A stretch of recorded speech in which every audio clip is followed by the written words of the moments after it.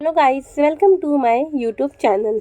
Guys, आज की हम इस वीडियो में NIOS के नोट्स पढ़ने जा रहे हैं जो कि हमारे DSSB PRT एग्ज़ाम के लिए बहुत इंपॉर्टेंट हैं। इस वीडियो में हम course 502 block 1 unit 1 teaching learning process पढ़ने जा रहे हैं। गाइस, सबसे पहले हम इसमें लर्निंग पढ़ेंगे। What is learning? लर्निंग क्या है? सीखना क्या है? Learning is the process by which behaviour is originated और change through training procedure. Learning क्या होती है? जब हम जो भी हमारा बिहेवियर है वो कैसे आता है? लर्निंग प्रोसेस से भी आता है। जो भी हम अपने आसपास देखते हैं उससे हम ट्रेन होते हैं, उस तरीके से हम सीखते हैं, तो हमारी लर्निंग होती है। परमानेंट मॉडिफिकेशन ऑफ बिहेवियर, जो भी हमारे बिहेवियर में एक मॉडिफाई करते हैं, हम कोई भी कैसे रहना है, कैसे जो भी हम कोई काम करते हैं उसको किस तरीके से करते हैं, जो भी हम उसको हमारे बिहेवियर में जो मॉडिफाई होता है उसे लर्निंग कहते हैं। और कोई भी हैबिट को एक्वायर्ड करना, नॉलेज एंड एटीट्यूड, और जो भी हमारी पर्सनैलिटी में परमानेंट चेंज होता है इसे भी हम लर्निंग कहते हैं। नेक्स्ट हम पढ़ने जा रहे हैं what are the characteristics of learning process. Learning is continuous process. Learning हमारी लाइफ टाइम होती रहती है, चलती रहती है। जैसे कोई भी चीज़ हम सीखते हैं वो हर स्टेज पे हम सीखते हैं। Learning is goal directed. Goal directed हम कैसे कह सकते हैं लर्निंग को? कि जब हम कोई काम सीखते हैं तो उसको किसी पर्टिकुलर गोल को पूरा करने के लिए सीखते हैं। Learning is intentional. जब हम रेडी होते हैं, हम इंटेंशनली सीखना चाहते कोई चीज़, तो लर्निंग होती है। Learning is an active process. इसमें क्या होता है? Learning is an active process में कि जब हम सीख रहे हैं तो हमें एक्टिव रहना होता है किसी भी कार्य को करने के लिए। कोई भी काम अगर हमें करना है तो हमें एक्टिव रहना होता है। Learning is individual. Every individual, her individual का सीखने का तरीका अलग अलग होता है, अपना अपना पेस होता है सीखने का, इसलिए कहते हैं लर्निंग इंडिविजुअली होती है। Learning is transferable. इसका मतलब ये है जैसे कि अगर हमें कोई चीज़ पता है, नोन से अननोन, तो जो नोन वाली चीज़ है उससे अननोन तक पहुंचने के लिए हम अपनी पुरानी नॉलेज को यूज़ करते हैं न्यू नॉलेज के लिए। और बेसिकली लर्निंग एक आउटकम होता है जो भी एवरी इंडिविजुअल अपने एनवायरनमेंट में कैसे इंटरेक्ट करता है, ये हमारा लर्निंग के कैरेक्टरिस्टिक्स है। नेक्स्ट हम करेंगे हमारी लर्निंग को क्या क्या फैक्टर इफेक्ट करते हैं। Learning and maturation. मैच्योरेशन से आपका क्या मतलब है? हमारे ग्रोथ से। मतलब कोई चीज़ है, अगर हम सीख रहे हैं पर हमारा एज अप्रोप्रिएट नहीं है, हमारी ग्रोथ नहीं हो रखी है, तो हम वो नहीं सीख सकते। कोई भी 2 मंथ या 3 मंथ का बेबी चलने नहीं लग सकता। क्यों नहीं चल सकता? क्योंकि अभी वो मैच्योर नहीं हुआ है उसके लिए। नेक्स्ट हमारा फैक्टर है रेडीनेस टू लर्न। बच्चा रेडी होना चाहिए सीखने के लिए। अगर बच्चा रेडी है सीखने के लिए तभी वो लर्न कर सकता है। हमारा लर्निंग एनवायरनमेंट, हम जिस एनवायरनमेंट में रहते हैं, कैसे एनवायरनमेंट हमारे आसपास सराउंडेड है, वो भी एक बहुत बड़ा फैक्टर है जो अफेक्ट करता है हमारी लर्निंग को। Learning and motivation. What is motivation? Motivation हमारी लर्निंग को कैसे इम्पैक्ट डालता है? जैसे कि जब हम सीखते हैं तो अगर हम मोटिवेटेड है तो हमारी लर्निंग पॉजिटिव होगी, और अगर हम मोटिवेटेड नहीं है तो वो हमारी लर्निंग इतनी प्रॉफिटेबल नहीं होगी। इसी में हमारे मोटिवेशन के 2 टाइप्स होते हैं। एक होता है इंटरनल, एक होता है एक्सटर्नल। 2 टाइप्स की मोटिवेशन होते हैं। इंटरनल मोटिवेशन होता है हम किसी भी काम को करने के लिए इंटरनली हमारी डीड होती है, हम उसके लिए एकदम दृढ़ निश्चय कर रखा होता है कि हमें ये करना ही है काम, फिर चाहे कोई भी प्रॉब्लम आ जाए हम उसे नहीं गिव अप करते। और एक्सटर्नल मोटिवेशन होता है जो बाहरी रिवार्ड, जो भी हमारे रिवॉर्ड्स होते हैं, जो भी उसके पर्क्स होते हैं, जो भी प्लेजर्स मिलने वाले होते हैं, हम उसके सोच के कोई भी कार्य कर रहे होते हैं। तो ये 2 टाइप के हमारे मोटिवेशन है। नेक्स्ट हमारा है इमिटेशन। इमिटेशन का क्या इफेक्ट होता है? इमिटेशन का हमारा इफेक्ट होता है, इमिटेशन मतलब होता है नकल करना, किसी को देख के कॉपी करना कि हम कैसे कर रहे हैं, कोई भी काम कैसे हो रहा है, कॉपी करना। इमिटेशन मतलब होता है देख के करना। तो इसका इफेक्ट क्या होता है? सबसे पहला इमिटेशन में हमारा इफेक्ट दिया था मॉडलिंग इफेक्ट। सबसे पहले मैं आपको यहाँ पे ये बताती हूँ कि यहाँ पे मॉडलिंग का मीनिंग क्या है। जैसे कोई हमारा रोल मॉडल होता है, जैसे कि आपके पेरेंट्स, आपके कोई किसी का रोल मॉडल उसके फादर होंगे, किसी का रोल मॉडल उसके मदर होंगे, सिबलिंग्स होंगे, फ्रेंड्स होंगे, तो उनको देखकर उनसे देख के जो भी उनका बिहेवियर को हम ऑब्जर्व करके जो भी हमारे अंदर एक न्यू बिहेवियर आता है वो होता है हमारा मॉडलिंग इफेक्ट, कि हम कोई भी न्यू बिहेवियर एक्वायर करते हैं अपने मॉडल को ऑब्जर्व करके, देख के कि वो क्या कर रहे हैं। नेक्स्ट इसी में हमारा सेकंड में आता है the inhibitory effect. Inhibitory effect में क्या होता है कि इसमें आप अपने मॉडल का बिहेवियर को ऑब्जर्व करते हैं, ठीक है, पर आपने देखा कि उसका रिजल्ट पनिशमेंट है, मतलब कुछ भी आपके मॉडल ने एक्शन किया उसका रिजल्ट पनिशमेंट है, तो जो आपका अंदर एक डेविएंट बिहेवियर आएगा वो आपका इनहिबिटरी इफेक्ट होगा। नेक्स्ट है डिस इनहिबिटरी इफेक्ट। इसमें क्या होता है, चाइल्ड अपने मॉडल को ऑब्जर्व करने में एंगेज होता है, पर वैसे ही उस बिहेवियर से रिवॉर्ड मिलता है, तो फिर वो चाइल्ड रिपीट करेगा क्योंकि उसने देखा कि उस बिहेवियर को करने से उसको रिवॉर्ड मिल रहा है। तो ये हमारा डिसइनहिबिटरी इफेक्ट है। ये दोनों सब पॉइंट है, इनहिबिटरी डिसइनहिबिटरी। इनहिबिटरी का अपोजिट होता है डिसइनहिबिटरी इफेक्ट। नेक्स्ट हमारा है एलिसिटिंग इफेक्ट। एलिसिटिंग इफेक्ट क्या होता है, related to response of the model, मतलब जो भी मॉडल आपका रिस्पॉन्स कर रहा है आप वैसे ही रिस्पॉन्स करने लग जाओगे। अपना बिहेवियर का कोई आपका इंडिविजुअल कोई कैरेक्टरिस्टिक्स नहीं होगा आपके बिहेवियर का, बस आप अपने मॉडल को ऑब्जर्व करोगे, आपके आसपास एनवायरनमेंट में जो भी हो रहा होगा आप उसके अकॉर्डिंग एक्शन करने लगोगे, वो आपका एलिसिटिंग इफेक्ट होता है। नेक्स्ट हम इसमें पढ़ेंगे ऑब्जर्वेशन। ऑब्जर्वेशन क्या होता है, सबसे पहले तो learning from observation is a common and natural method of learning. जो आप देख के सीखते हैं, ठीक है, जो भी आप अपने आसपास देखते हैं उसको ऑब्जर्व करते हैं, तो वो एक नेचुरल वे की लर्निंग होती है, क्योंकि उसके लिए आपको कोई भी एफर्ट्स नहीं लगाने होते। आप अपने आसपास जो भी देखते हैं आप उसी के हिसाब से करते हैं, एक्शंस करते हैं जो भी आप अपने आसपास देखते हैं। तो ऑब्जर्वेशन को हम और भी नेम से बोलते हैं, जैसे कि vicarious learning, social learning, modelling, ये तीनों ही नाम हमारे ऑब्जर्वेशन के हैं। और ऑब्जर्वेशन क्या होती है, जो भी चीज़ें हम अपने आसपास ऑब्जर्व कर रहे होते हैं। नेक्स्ट है हाउ चिल्ड्रन लर्न, बच्चे सीखते कैसे हैं। अकॉर्डिंग टू बेंड्यूरा, इन्होंने 4 प्रोसेस दिए हैं observation learning. According to Bandura 4 process involve होते हैं हमारी ऑब्जर्वेशन लर्निंग में। सबसे पहला होता है अटेंशन प्रोसेस। अटेंशन प्रोसेस में क्या होता है, कोई भी चीज़ अगर हम लर्न करना चाहते हैं, कोई भी चीज़ हम सीखना चाहते हैं, अपने आसपास हम किसी का बिहेवियर ऑब्जर्व करते हैं बहुत ज़्यादा अटेंटिवली, अटेंशन के साथ, अगर हम बहुत ध्यान से कोई भी कार्य को नोटिस कर रहे होते, कोई भी वर्क को नोटिस कर रहे होते, तो वो हमारा अटेंशन प्रोसेस होता है। इसी में नेक्स्ट होता है रिटेंशन प्रोसेस। रिटेंशन प्रोसेस क्या होता है, अब जैसे जैसे हम सीखते हैं, अटेंशन करके हमने आसपास देख लिया क्या क्या हुआ है, जो भी हमने अटेंटिवली देख लिया, ये फर्स्ट प्रोसेस होता है। इसी में सेकंड प्रोसेस होता है रिटेंशन प्रोसेस होता है the ability to store information is also an important part of learning. जो भी आपने अपने आसपास ऑब्जर्व किया, देख लिया, अब उसको रिटेन करना, उसको याद करना, ये भी एक इम्पॉर्टेंट पार्ट है लर्निंग का। नेक्स्ट थर्ड प्रोसेस है reproduction process. After we have retain the observe behaviour, जो भी हमने अपने आसपास देखा, ठीक है, ऑब्जर्व कर लिया, उसे याद रख लिया, अब हमें उसे रिप्रोड्यूस करना है, रिहर्सल करके, प्रैक्टिस करके, विजुअल इमेजेस और जो भी हमारे आसपास बिहेवियर हुआ है उसको अपने फिजिकल एक्शंस में शो करके। तो इससे रिप्रोडक्शन प्रोसेस होता है कि जो आपने देखा फिर आपने उसको अपने माइंड में याद रखा, फिर आपने उसको रिप्रोड्यूस किया। नेक्स्ट इसी में होता है मोटिवेशनल प्रोसेस। मोटिवेशनल प्रोसेस क्या होता है कि आपने अपने आसपास देखा होगा बच्चों को ऑब्जर्वेशन करते हुए, तो कुछ बच्चे होते हैं वो ऐसे स्टेप्स करते हैं कि अपने टास्क को बहुत ज़्यादा परफेक्टली शो करते हैं, परफॉर्म करते हैं, क्योंकि वो मोटिवेटेड होते हैं।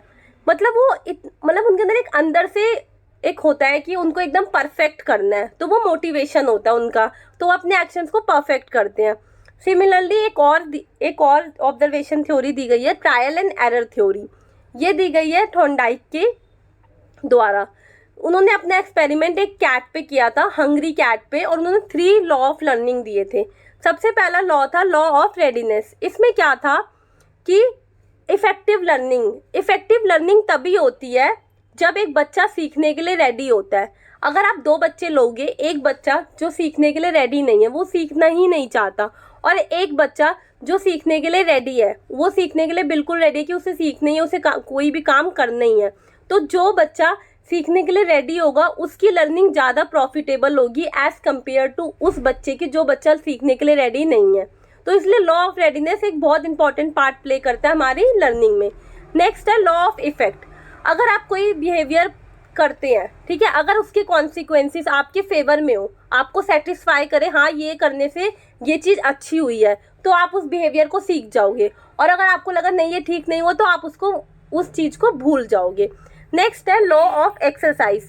लॉ ऑफ एक्सरसाइज होता है किसी भी चीज़ को रिपीटली प्रैक्टिस करना, repetition of the activity. For example आप बचपन में साइकिल चलाना सीखते हैं, तो आप एक दिन चलाओगे नहीं सीख पाओगे, गिरोगे, फिर दूसरे दिन चलाओगे नहीं सीख पाओगे, गिरोगे। तो अगर आप उस एक्शन को रिपीटली करते रहोगे तो फिर आपको साइकिल चलानी आ जाएगी और आप फिर कभी नहीं भूलोगे।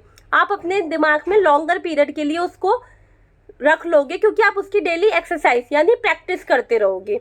यहाँ पे थॉर्नडाइक का लॉ ऑफ ऑब्जर्वेशन लर्निंग खत्म होता है। नेक्स्ट है इसी में discovery and inquiry learning. Discovery को ही इंक्वायरी लर्निंग कहा जाता है, जो ब्रूनर ने दिया था 1960। इन्हें फादर ऑफ डिस्कवरी लर्निंग भी कहते हैं। और इनकी जो मेथड है ये फॉलोइंग प्रिंसिपल पे बेस है। सबसे पहले है प्रिंसिपल ऑफ एक्टिविटी। तो प्रिंसिपल ऑफ एक्टिविटी क्या है? जैसे कि कोई भी बच्चा करता है, कोई भी काम करता है तो करके सीखता है, एक्टिविटी करता है तो बच्चे को माइंड में काफ़ी अच्छे से रिटेन होता है। अगर वो एक्टिविटी से करता है तो वो रियल लाइफ एक्सपीरियंस लेके कर रहा है, तो ये उसके माइंड में फिर वो चीज़ रहती है। नेक्स्ट है प्रिंसिपल ऑफ लॉजिकल थिंकिंग।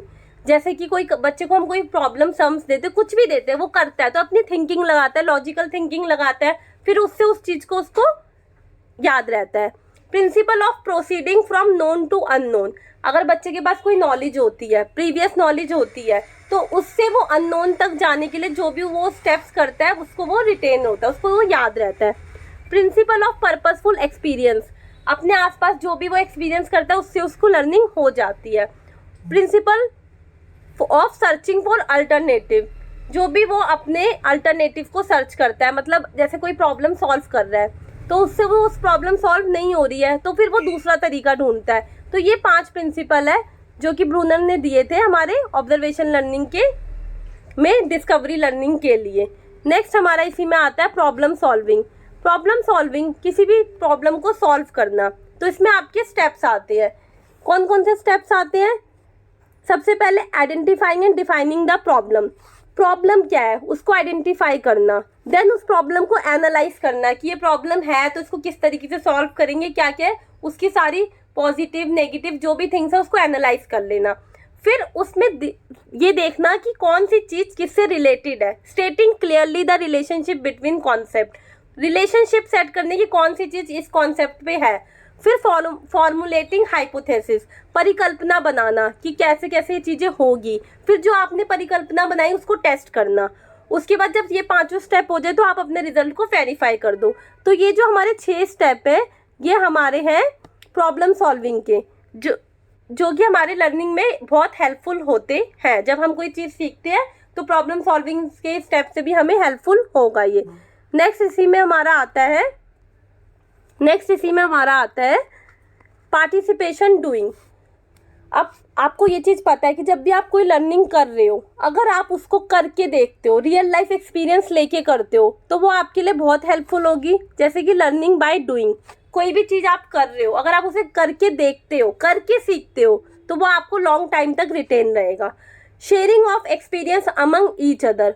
फिर जो भी आप चीज़ें करते हो फिर आपस में शेयर करना कि ये चीज़ मेरे से ऐसे हुई थी। कोई भी प्रॉब्लम सॉल्व करते हो आप आपस में डिस्कस करोगे तो उससे भी लॉन्ग टाइम तक आपको रिटेन रहता है। Collaborative group work is important for learning. अगर आपको लर्निंग करनी है तो आप मान लो सारे ग्रुप में बच्चे मिलके करते हैं तो उससे एक यूनिटी होती है जिससे आपको अपनी प्रॉब्लम सॉल्व करने में ईजी हो जाता है, क्योंकि हम सब मिलके एक ही प्रॉब्लम पे वर्क कर रहे होते हैं तो उससे हमारी लर्निंग भी होती है और चीज़ें सॉल्व भी होती है। इसमें मैं आपको बिहेवियर मॉडिफिकेशन के बारे में पढ़ाने जा रही हूँ व्हेन वी चेंज और मॉडिफाई द ऑब्जर्वेबल बिहेवियर, जब भी हम बच्चों के बिहेवियर को बदलते हैं, चेंज करते हैं या फिर उसमें मॉडिफिकेशन करते हैं, तो हम डायरेक्टली और इनडायरेक्टली वे में बच्चे की हेल्प करते हैं सीखने के लिए। ऑब्जर्वेबल बिहेवियर 2 टाइप्स के होते हैं, एक होते हैं एलिसिटेड बिहेवियर, एक होता है एमिटेड बिहेवियर। एलिसिटेड बिहेवियर होता है जो बच्चे के अंदर से हम ड्रॉ आउट करते हैं किसी सिचुएशन के अंदर। एमिटेड बिहेवियर होता है बच्चा अपने सर्कमस्टेंसेस को देख के एक नेचुरल रिस्पॉन्स या नेचुरल रिएक्शन देता है। कंडीशनिंग क्या होती है? The process of habituating the child to repeat and modify behaviour is called conditioning. जो बच्चे के अंदर हम हैबिट डलवाते हैं रिपीटेशन करके या बिहेवियर को मॉडिफिकेशन करके या फिर उनके सेम बिहेवियर को रिपीटेशन करा के, उसे कंडीशनिंग कहते हैं। कंडीशनिंग 2 टाइप्स की होती है, classical conditioning, operant conditioning. Classical condition पे जो वर्क किया था वो इवान पावलोव ने किया था, जो कि एक फिजियोलॉजिस्ट थे, ठीक है, और उनको नोबेल प्राइज़ मिला था डाइजेस्टिव प्रोसेस पे वर्क करने के लिए। उनकी थ्योरी को पावलियन कंडीशन थ्योरी भी कहते हैं, लर्निंग बाय कंडीशनिंग कहते हैं, कंडीशनिंग रिस्पॉन्स थ्योरी कहते हैं, कंडीशनिंग भी कहते हैं, लर्निंग बाय कंडीशनिंग कहते हैं, कंडीशनिंग रिस्पॉन्स थ्योरी कहते हैं। कंडीशनिंग पावलोव ने दी थी, जो कि उन्होंने डॉग के ऊपर करी थी, हंगरी डॉग के ऊपर, जिसमें आपको इस डायग्राम से समझ आ जाएगा। Before conditioning uncondition stimulus, uncondition response, neutral stimulus, no response. Food आया, कोई स्टिमुलस नहीं है, उसका जो सलाइवा आया उसको देख के वो भी कोई कंडीशन रिस्पॉन्स नहीं है, अनकंडीशन है। जो बेल अब बची वो न्यूट्रल स्टिमुलस है, और जो बेल को देख के उसका कोई रिस्पॉन्स नहीं है तो ये नो रिस्पॉन्स है। फिर कंडीशनिंग के टाइम पे बेल बजी, फूड आया और अनकंडीशन रिस्पॉन्स आया कि उसके मुंह से सलाइवा आया। बट कंडीशनिंग होने के बाद बेल बजी, फूड नहीं है, बट फिर भी उस डॉग का बिहेवियर कंडीशन हो चुका है, इसलिए सलाइवा आया। तो ये पावलोव का पूरा एक्सपेरिमेंट है, इसमें ये कुछ पॉइंट्स है वो आप पढ़ लेना। और मैं क्लासिकल कंडीशनिंग और ऑपरेंट कंडीशनिंग में एक अलग से डिटेल वीडियो बनाऊंगी, उसमें मैं आपको ये पूरा अच्छे से समझाऊंगी। Similarly operant condition BF Skinner ने दी थी। BF स्किनर ने इन्होंने दो पॉजिटिव रीइंफोर्समेंट और नेगेटिव रीइंफोर्समेंट के बारे में बात करी है। इनका 2 मेजर वो है कि अगर हम कोई बिहेवियर करते हैं तो अगर हमें रिवॉर्ड्स मिलता है तो हमारा वो बिहेवियर इंक्रीज होता है, और अगर हमें पनिशमेंट मिलता है तो हमारा वो बिहेवियर डिक्रीज होता है। मैं ऑपरेंट कंडीशन नेक्स्ट इसमें हम पढ़ने जा रहे हैं पियाजे की स्टेजेस, जिसमें सबसे पहले हम सेंसरी मोटर स्टेजेस पढ़ेंगे, जिसकी एज होती है 0 to 2 ईयर्स। इसमें जो भी इस स्टेज में जो कैरेक्टरिस्टिक्स है वो रिलेटेड होती है मोटर एक्टिविटीज से। बच्चों के आसपास जो भी ऑब्जेक्ट होते हैं, कोई लैंग्वेज, कोई थॉट नहीं होता, नो आइडिया ऑफ ऑब्जेक्टिव, कोई बच्चे के पास कोई आइडिया नहीं होता।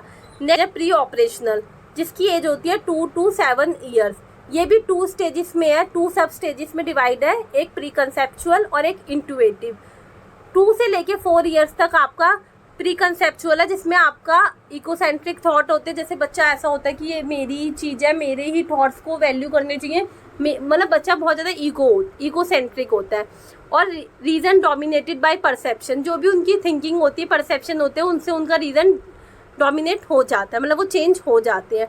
4 से 7 ईयर इंट्यूटिव होती है, मतलब बच्चे लॉजिकल सॉल्यूशंस नहीं देखते, कंजर्व नहीं कर पाते। फॉर एग्जांपल 2 बीकर्स है, एक छोटा बीकर और एक लंबा बीकर और एक चौड़ा बीकर है, तो बच्चे को लंबा वाला बीकर में ही पानी ज़्यादा लगेगा, क्योंकि वो रिवर्सिबल थिंकिंग नहीं कर पाते इस प्री ऑपरेशनल स्टेज में। नेक्स्ट स्टेज, थर्ड स्टेज है कॉन्क्रीट ऑपरेशनल स्टेज। ये आपकी 7 to 11 ईयर्स और 12 ईयर्स तक होती है। इसमें बच्चा आप कंजर्व कर सकता है, रिवर्सिबल थिंकिंग अब बच्चे के अंदर आ जाएगी, अब बच्चे को समझ आने लग जाएगा, अब वो क्वांटिटी के हिसाब से मेजर करेगा। Logic of class and relation, class and relation को भी समझेगा, मतलब क्लासिफिकेशन कर सकता है वो, कि सारे शेप्स के अकॉर्डिंग नहीं, प्रॉपर्टीज़ के अकॉर्डिंग अब वो चीज़ें अलग कर सकता है। नंबर्स की अंडरस्टैंडिंग हो जाएगी, कॉन्क्रीट ऑब्जेक्ट को थिंक कर सकेगा, एक्सपीरियंस अब वो बाउंड नहीं होगा। Development of reversibility in thought, जैसे कि मैंने आपको ऑलरेडी बताया है।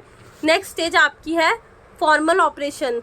फॉर्मल ऑपरेशन स्टेज आपके एनआईओएस की बुक के हिसाब से 11 और 12 to 14 और 15 ईयर्स तक होती है, ठीक है। इसलिए जनरलिसिटी ऑफ थॉट्स आ जाते हैं, प्रोपोजिशनल थिंकिंग आती है, ability to deal with hypothetical ideas and situation, development of strong idealism. जिस समझाया है, अब इसके नीचे ये पूरा डिटेल है, आप इसको पूरा पढ़ते जाएंगे तो आपको पूरा ये समझ आ जाएगा, जो भी है बच्चे के अंदर क्या क्या थिंकिंग होती है, जो भी एग्जाम्पल है कंजर्वेशन का, क्लासिफिकेशन का, ये आपको पूरा रीड करना है। आज के बाद हम वाइगोस्की के बारे में पढ़ेंगे, जो कि एक रशियन साइकोलॉजिस्ट थे। इन्होंने अपनी थ्योरी में 2 मेन एलिमेंट में स्ट्रेस दिया था, कल्चर एंड लैंग्वेज का।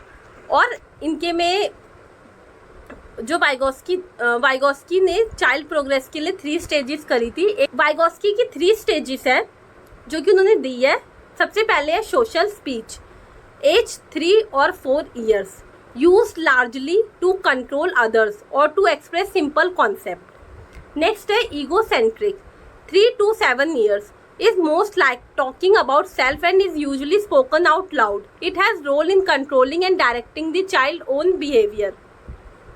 थर्ड है इनर स्पीच, ये 7 years की अबव होती है, is marked by unspoken verbalization that control thoughts and behavior. So ये 3 stages है जो कि वाइगोस्की ने दी है। Vygotsky argues strongly for language-related activities in school and inclusion of cultural elements in curricular interaction in and outside of the classroom. तो guys इसी के साथ यूनिट 1 कंप्लीट होती है 502 की। अगर आपको मेरी वीडियो हेल्पफुल लगे और आपके DSSB एग्ज़ाम के लिए हेल्पफुल लगे तो प्लीज़ मेरे चैनल को लाइक करिए, सब्सक्राइब करिए। Thank you.